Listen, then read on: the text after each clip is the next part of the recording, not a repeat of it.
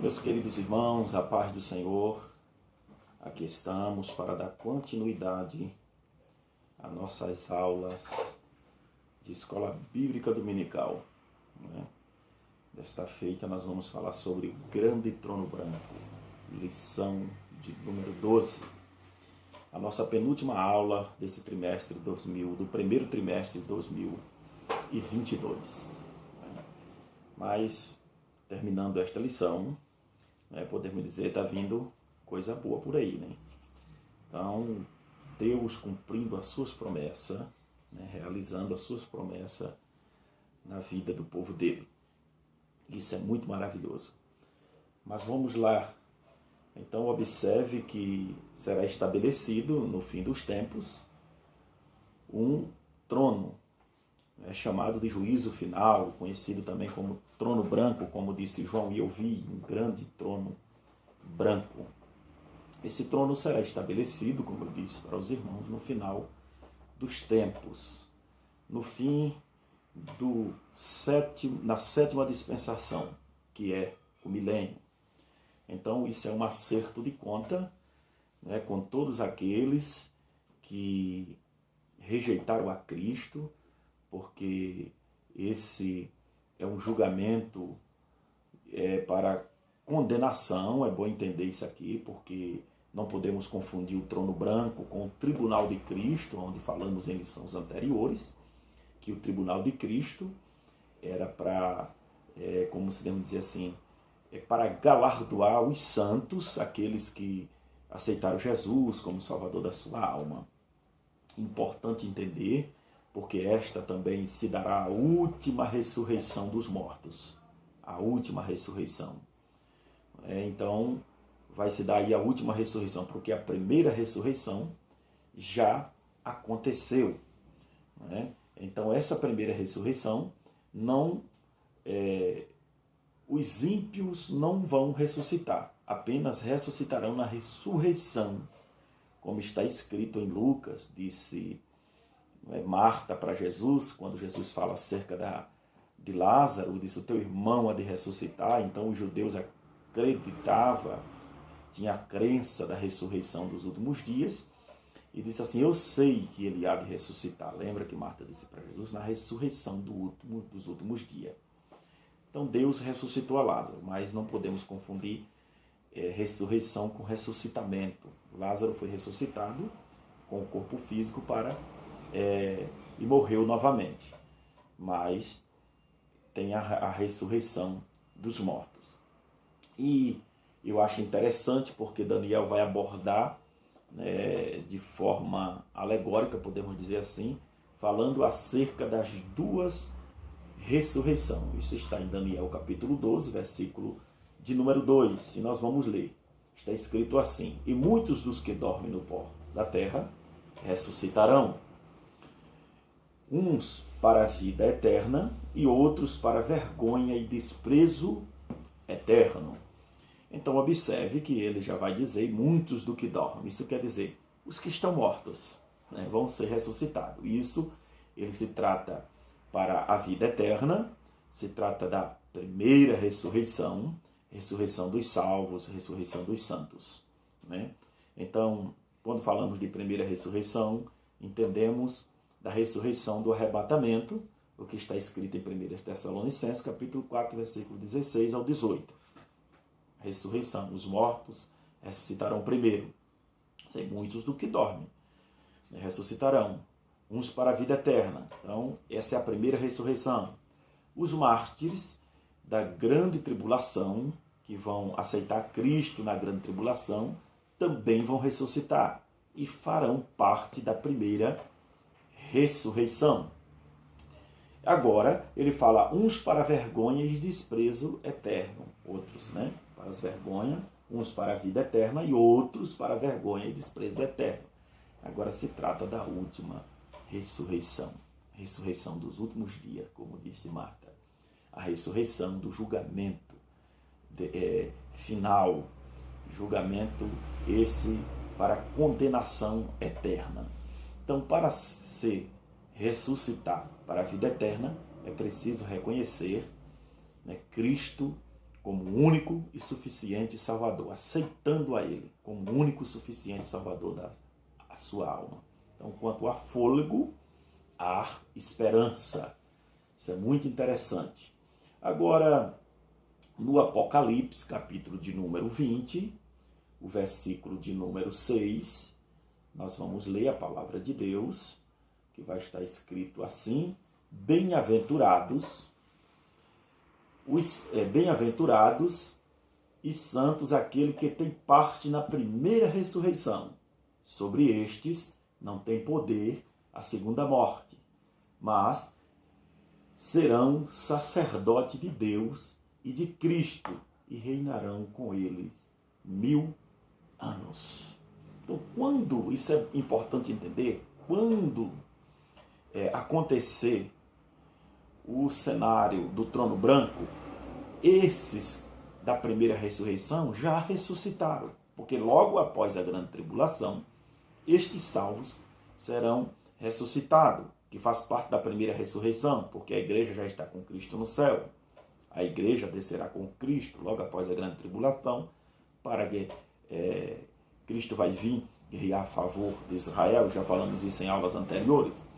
E esses vão ressuscitar, os mártires faz parte da primeira ressurreição e reinarão com Cristo durante 1000 anos. Então, quando se estabeleceu o trono branco, o trono de juízo, agora eles já ressuscitaram e estão com Cristo. Então, esses não é na segunda, não faz parte, esse não tem poder a segunda morte. Porque o que é a segunda morte? A segunda morte será aqueles que são lançados no lago de fogo.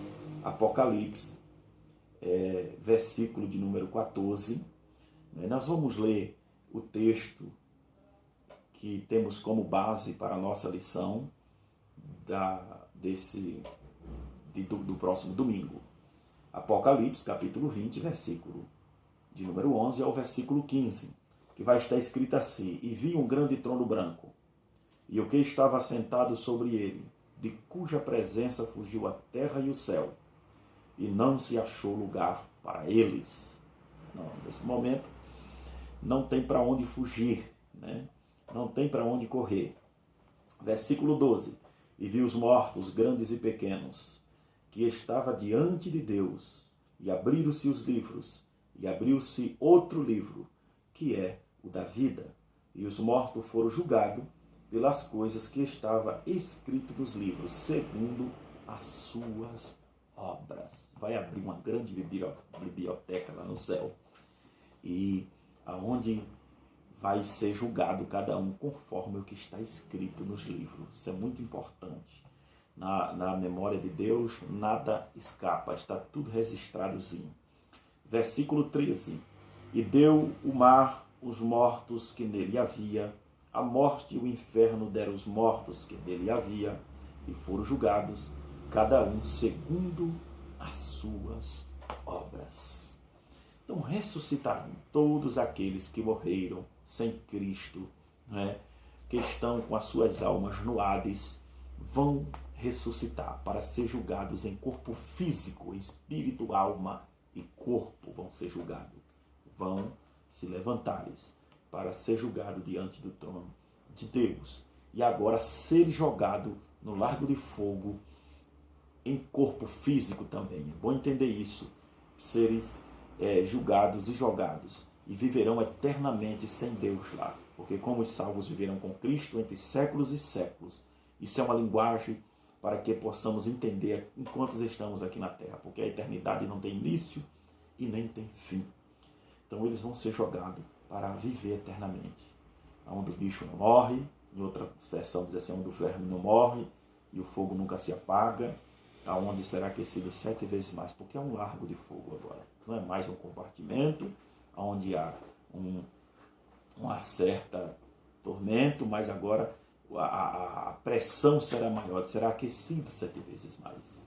Versículo 15: e aquele que não foi achado escrito no livro da vida foi lançado no lago de fogo. Deu para entender?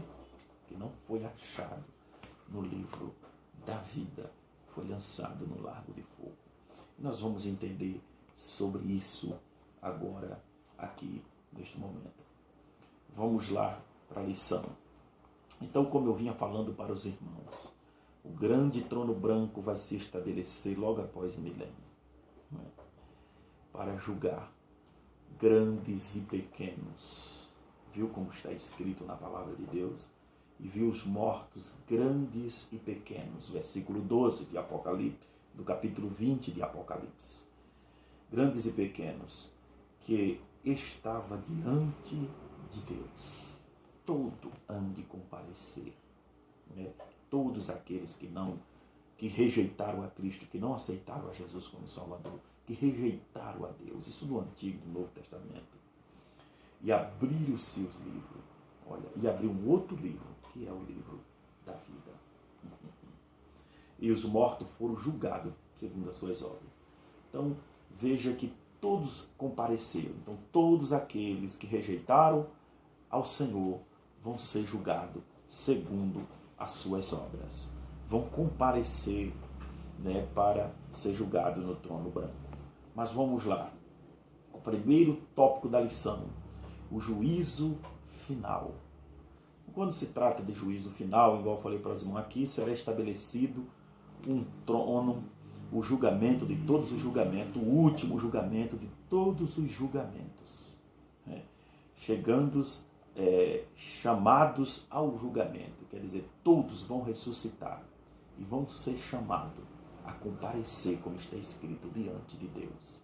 Quem é o justo juiz? Jesus Cristo, não é? Jesus Cristo.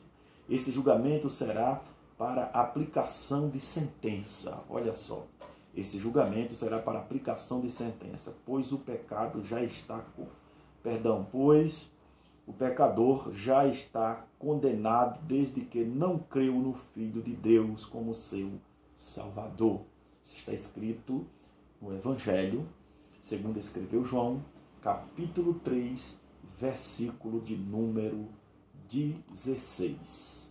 Capítulo 3, versículo de número 16, que está escrito assim a palavra de Deus, porque Deus amou o mundo, versículo 18, versículo 18, 16, que Deus amou o mundo de tal maneira e enviou seu Filho unigênito, para que todos aqueles que nele crêem não pereçam, mas tenham a vida eterna. Todos os que crêem, não pereças, mas tenha a vida eterna. Crer, aceitar Jesus como Salvador.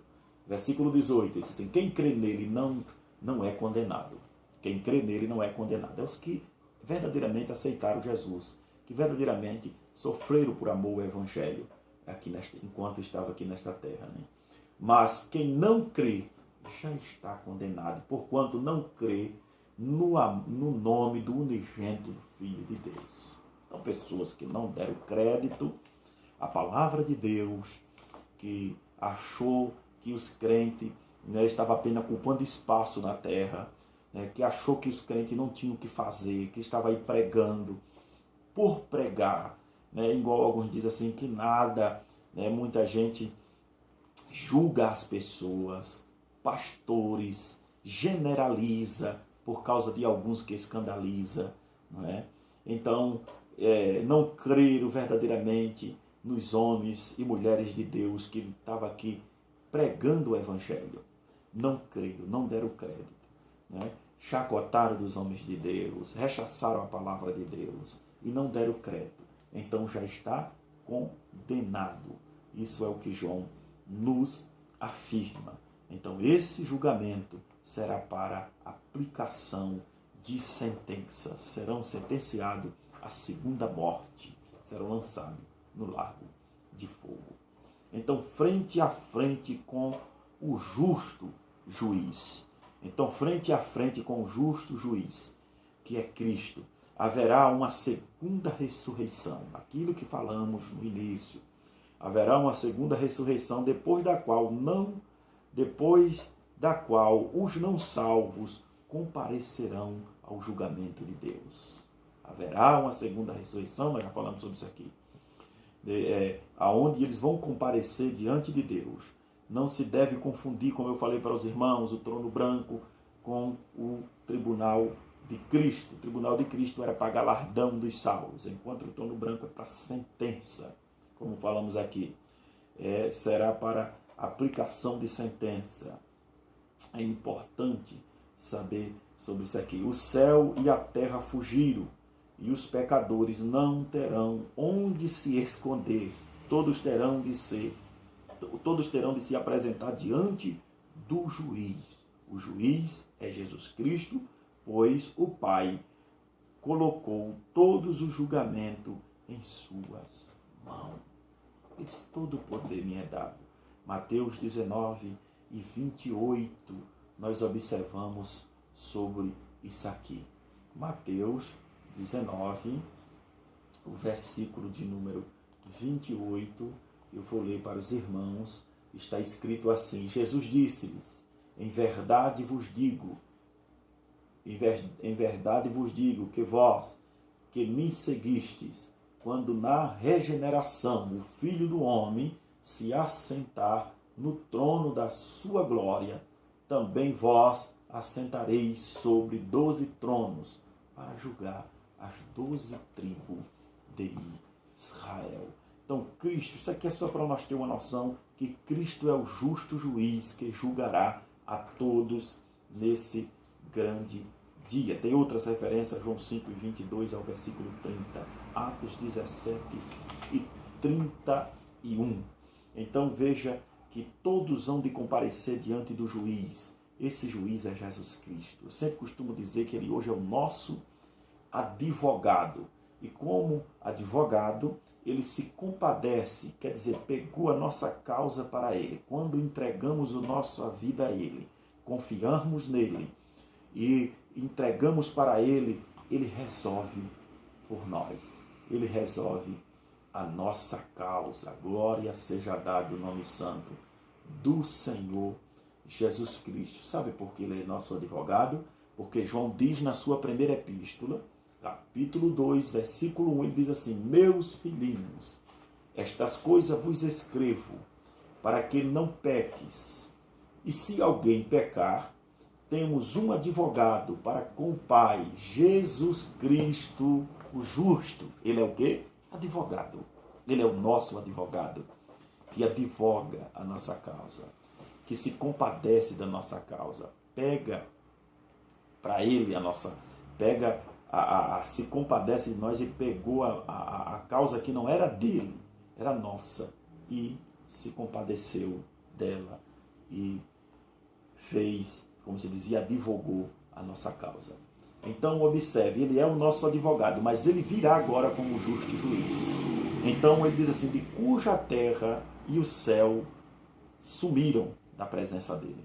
Isso quer dizer, não tem para onde correr, não tem como mais pedir um advogado, tem misericórdia de mim, compadece de mim. Ele vai dizer: não, agora eu sou juiz, agora eu vim como um justo juiz para julgar a causa de cada um.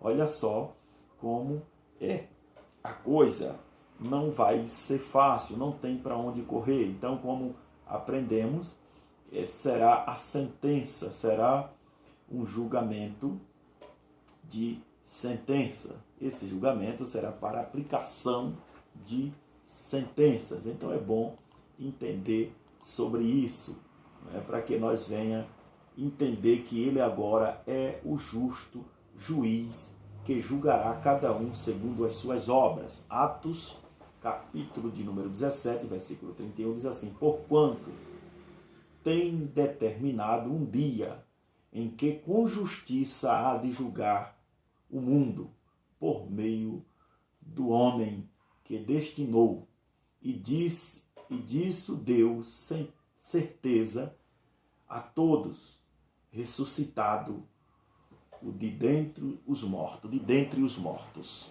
Então, isso é muito interessante. Porquanto tem determinado um dia em que com justiça há de julgar o mundo por meio do homem que destinou, e disso deu certeza a todos, ressuscitados dentre os mortos. Então, todos vão ter que ressuscitar, esses agora para comparecer diante do trono de Deus para seres julgados, segundo a as suas obras, segundo os seus atos praticados, que não deram crédito.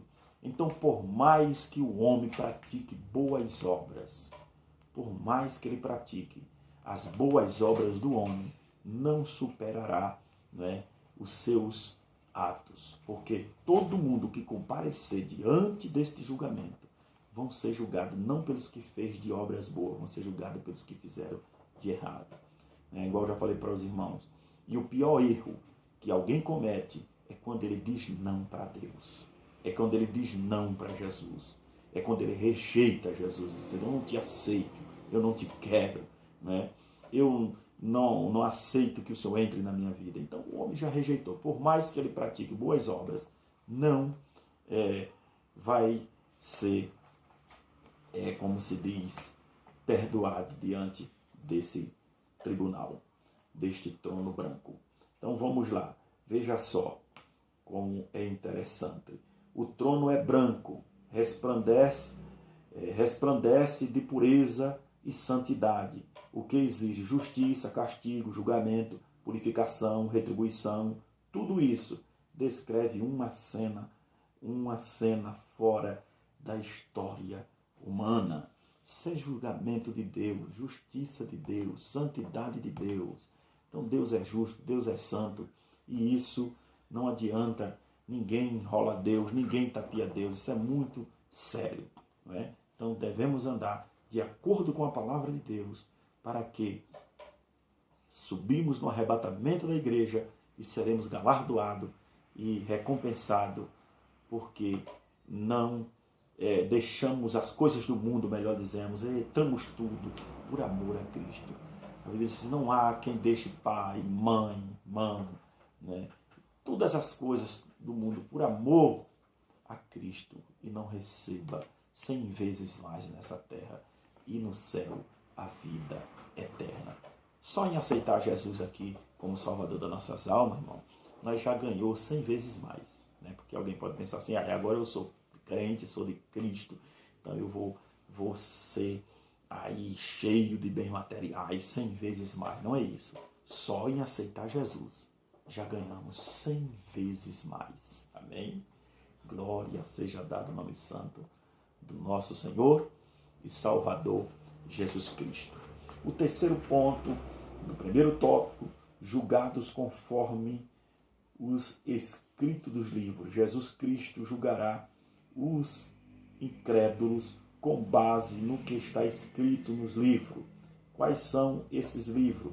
Em primeiro lugar, a palavra de Deus estará presente. A própria palavra que tenho proferido, essa o julgará nos últimos dias. Olhe só, ou no último dia, João 12 e o versículo 48. Uma das coisas que vai estar presente lá é a palavra de Deus. A palavra de Deus é viva e eficaz. Cristo, ele representa a própria palavra. Ele é a palavra que julgará as pessoas. Então não tem como alguém dizer que não ouviu, arrumar desculpa. Mas eu não ouvi a palavra do Senhor. Se a minha palavra estava lá, escrita, sendo pregada pelos profetas, pelos pregadores do Evangelho. Assim, todo pecador terá de apresentar, terão de prestar conta, melhor dizendo, terão de prestar contas da verdade que ouviu nesta vida. Então todos terão de prestar contas da verdade que ouviu nesta vida. Todos vão ter que comparecer diante do trono branco e lá vai se apresentar, e ninguém poderão dizer assim, mas eu não ouvi a voz do Senhor, eu não ouvi ninguém pregar a palavra do Senhor, ninguém pregou. Aí você pode me perguntar, pastor, e aquelas pessoas que não ouviram ninguém pregar o Evangelho? Fique tranquilo, nós vamos entender isso aqui. Nós vamos para o segundo tópico da nossa lição, que diz assim, os livros serão abertos. Olha só, livro da natureza. Agora sim nós vamos entender as pessoas que não ouviram um pregador falar, que não foi evangelizada por alguém, por outra pessoa. Então nós vamos entender. Até a natureza revela a existência de Deus. Até a natureza revela a existência de Deus aos homens. A natureza é a voz secreta de Deus falando aos homens. A natureza é a voz secreta de Deus falando aos homens. Então nós vamos ler isso aqui em Romanos, o capítulo de número 1, o versículo de número 20. Capítulo 1, versículo de número 20. O que vai estar escrito assim na palavra de nosso Senhor. Porque as suas coisas... Porque as suas coisas invisíveis, desde a criação do mundo, tanto o seu eterno poder como a sua divindade se entendem e claramente se vê pelas coisas que estão criadas, para que eles fiquem inexcusáveis. Observou? Então, olha só, todas as coisas, como ele vai dizer aqui, Paulo escreve aos Romanos, porque as suas coisas invisíveis, desde a criação do mundo, tanto o seu eterno poder, como a sua divindade, né, se entende claramente, se vê pelas coisas que estão criadas, se vê através da criação. Mas nós vamos ler outros versículos que nos ajudam a entender melhor. Isso no livro dos Salmos, capítulo 19, no livro dos Salmos, capítulo de número 19, nós lemos a palavra de Deus, que vai estar escrito assim. Vamos lá para o 19, só pegar aqui para nós ler, a partir do verso de número 1 ao verso 4, que está escrito assim: os céus declaram a glória de Deus, e o firmamento anuncia as obras das suas mãos. Um dia faz declaração a outro dia, e uma noite mostra sabedoria a outra noite. Não há linguagem, nem fala, onde não se ouça a sua voz. A sua linha se estende por toda a terra, e as suas palavras até ao fim do mundo. Nele, pois, uma tenda para o sol. Olha só que coisa interessante. Não há linguagem, nem fala, onde não se ouça a sua voz. Agora veja, um dia faz declaração a outro dia, e uma noite mostra sabedoria a outra noite, aonde não se ouve a sua voz. Então o céu declara a glória de Deus, e o firmamento anuncia as obras das suas mãos. A natureza pregando, dizendo que Deus existe, e que existe um Deus por trás de tudo isso, que existe um Deus, né, que governa tudo, que rege tudo, né? Então as pessoas que não ouviram, né, pregada por outra pessoa, ouviram pela natureza, a natureza declara, a natureza anuncia, né, que Deus é o Deus Todo-Poderoso, e que alguém, se quiser receber e ter sucesso espiritual e não fazer parte da segunda morte, é só dar crédito às obras das suas mãos, que elas anunciam as obras das mãos de Deus. Deus revelou-se aos seres humanos pela criação, por aquilo que havia feito. Olha só, ao observar o mundo em seu redor, o ser humano poderia reconhecer a existência de Deus com sabedoria para planejar e poder para criar. Para planejar e poder para criar. Então veja que só o ser humano analisar, observar a criação de Deus, ele já poderia entender que existe um Deus Todo-Poderoso por trás de tudo isso. Veja que Jó, capítulo 12, versículo 7, está escrito desta forma. Capítulo 12, versículo a partir do 7, vai estar escrito assim: mas pergunta agora as alimárias, e cada uma delas te ensinará, e as árvores do céu, e elas te farão saber. Versículo 8. O falar com a terra e ela te ensinará. Ou fala com a terra, melhor dizendo, ou fala com a terra e ela te ensinará. Até os peixes do mar te contarão. Olha, até os peixes do mar te contarão. Sem voz, o que falemos em Salmos, sem palavra e sem voz. Eles nos contam. Versículo 9. Quem não entende por todas estas coisas, que a mão do Senhor fez tudo isso. Né? Que a mão do Senhor fez tudo isto. Então Deus é quem fez todas estas coisas. De uma coisa estejamos certos.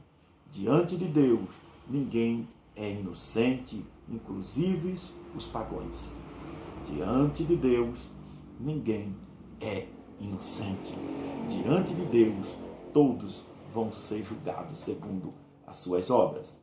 Livro da consciência. Eu gosto disso aqui, desta palavra, livro da consciência. Né?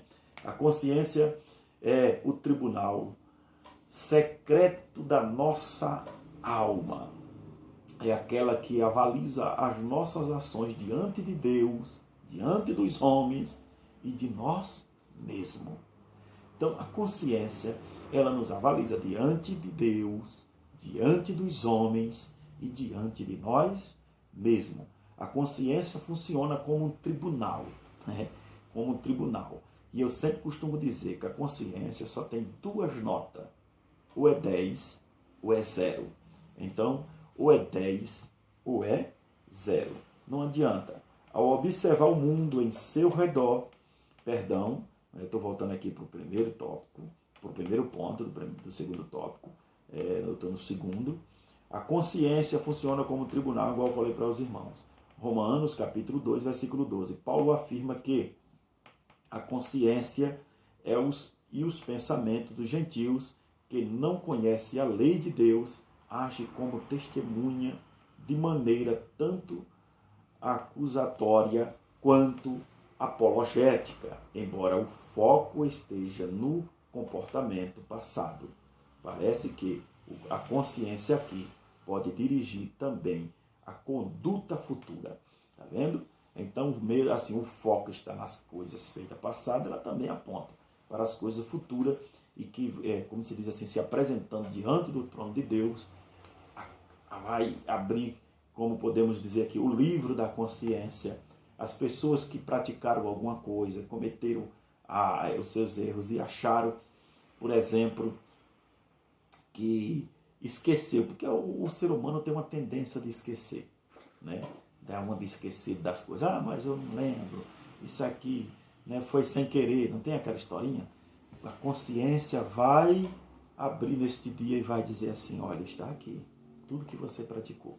A consciência de cada um vai fazer um julgamento perante ele e vai dizer para cada um, naquele momento, que verdadeiramente o julgamento deles é justo, o julgamento deles é fiel e que eles estão sendo julgados merecidamente, segundo as suas obras. Então não adianta correr. O livro da vida, isso é muito importante. O livro da vida é aquele que está escrito no nome de todos os salvos. Né? O livro da vida também estará presente, trazendo os nomes dos povos remidos de Deus. Filipenses 4:3, Apocalipse 21 e 27. Nenhuma pessoa incrédula terá seu nome escrito no livro da vida do Cordeiro. Somente os verdadeiros cristãos serão arrolados em suas páginas. Lucas 10 e 20. Os mortos salvos durante o milênio certamente ressurgirão e serão recompensados nessa ocasião. Isso é muito interessante. Os mortos salvos durante o milênio certamente ressurgirão e serão recompensados nessa ocasião, o que também explica a presença do livro da vida nesse momento. Então, o que também explica a presença do livro neste momento. Imagine que os salvos do milênio vão ser agora, do milênio, certamente ressurgirão. Então, quer dizer, vão ressurgir. Ressurgir é ser transladado, não é? Ser transladado naquele momento e vão marcar presença diante do trono branco. Quem sabe Esse é o motivo do livro da vida estar ali presente, para mostrar também para aquelas pessoas que estão sendo condenadas que aqueles que estão escritos no livro da vida não vão ser condenados juntamente com eles. O julgamento dos mortos ímpios serão de acordo com as obras de cada um. Portanto, haverá diferentes graus de castigo. Haverá diferente grau de castigo. Isso está escrito na Bíblia. Eu poderia ler aqui Mateus 11, versículo 21 e 24, para nós entender isso aqui. Isso é muito interessante observar isso aqui. Nós vamos ler então Mateus capítulo 11, versículo 21 e o versículo de número 24. 21 a 24. Está escrito assim: ai de ti, Corazinho, ai de ti, Betsaida, porque se em Tiro e em Sidom fosse feito os prodígios que em vós se fizeram, há muito que se teria arrependido, há muitos que se teria arrependido com saco e com cinza. Quer dizer, se Jesus está dizendo aqui, olha, para essas duas cidades, se essas outras cidades tivessem ouvido o que elas ouviram e fosse feito o que foi feito nessa cidade, elas teriam se arrependido com pano de saco e cinza. Enquanto essa aqui, Corazim e Betsaida, e ela não se arrependeram. Então veja que assim, pois isso eu vos digo, que haverá menos rigor para Tiro e Sidom no dia do juízo do que para vós.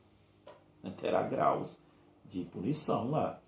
Diz assim: e tu, Cafarnaum, que te ergues até o céu, será abatida até o inferno. Porque se em Sodoma tivesse sido feito os prodígios que em ti se opera, teria ela permanecido até hoje. Olha que coisa interessante, né? Jesus falando aqui, dizendo assim para Cafarnaum, que se achava, se em Sodoma fosse feitos os prodígios e maravilha que fosse feita, você estaria habitando até hoje. Então Deus diz assim que se Sodoma tivesse visto o que ouviu, ela não teria sido determinada, enquanto Cafarnaum rejeitava totalmente. Assim, eu vos digo, porém, que haverá menos rigor para Sodoma no dia do juízo do que para ti. Menos rigor. Isso é interessante, né?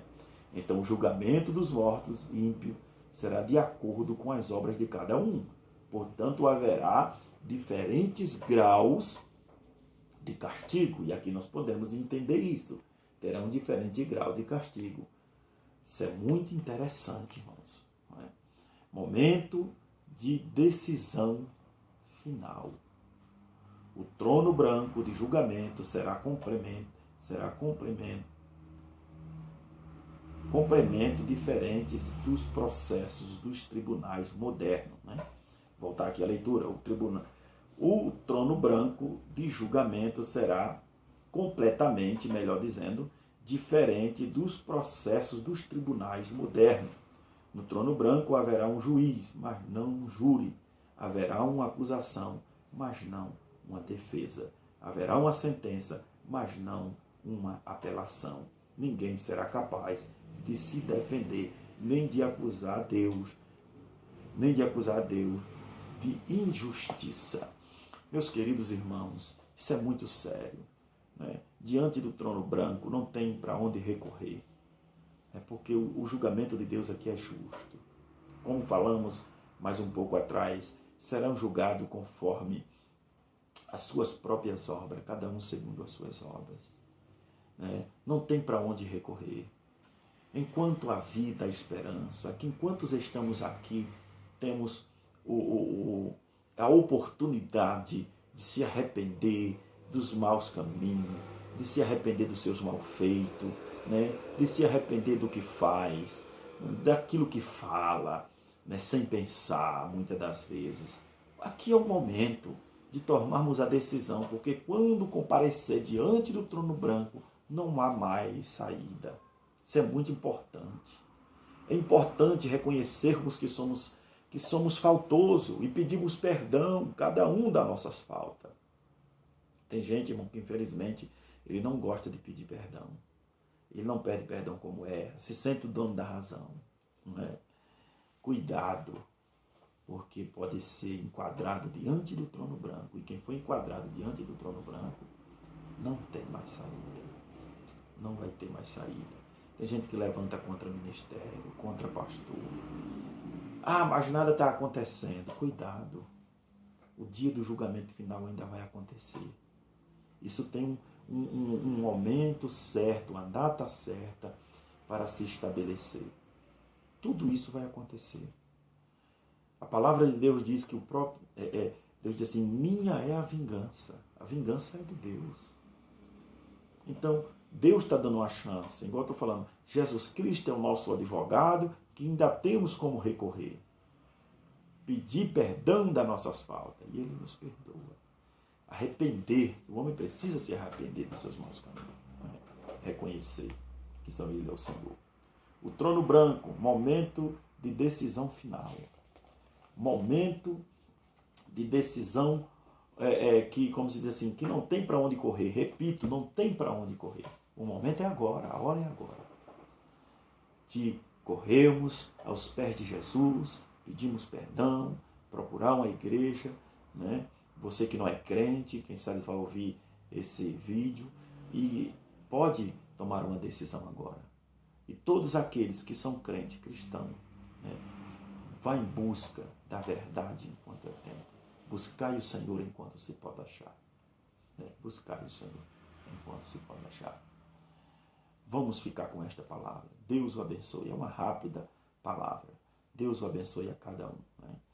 Termino, como sempre, agradecendo a Deus, louvando a Deus, bendizendo o nome de Deus, porque sem eles não somos nada. Sem eles somos como palha que o vento espalha. Mas com ele,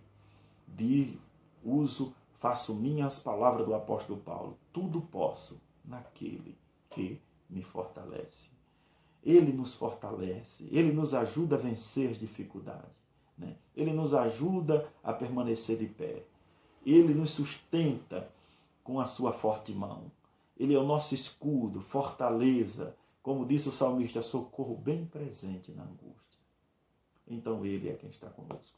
Termino louvando a Deus pela vida do nosso pastor presidente, Aldair Gonçalves Guia, pela toda a diretoria da nossa igreja, Assembleia de Deus, Nova Aliança do Combinado. Fica todos com Deus, né? E que o Espírito Santo possa falar melhor em cada coração.